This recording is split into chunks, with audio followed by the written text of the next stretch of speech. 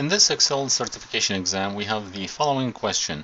Add a new worksheet named Quarter 2 Sales to the right of the existing worksheet. So in this workbook, we have one sheet called Quarter 1 Sale, and we're going to need to make a copy of this worksheet and add it to the right of the existing one.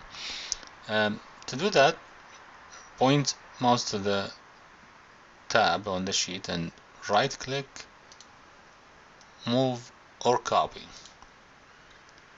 Select create a copy.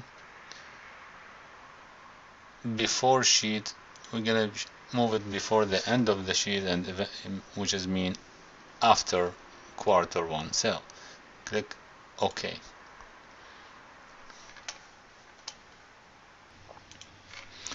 Another way to make a copy of the sheet is move the mouse to the sheet, left click and hit Control,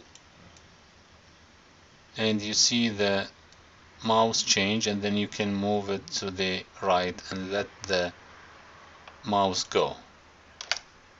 You create a new worksheet. Double click on the sheet and rename it Quarter 2 Sale. Delete. While on the edit mode, hit enter. Thank you for watching.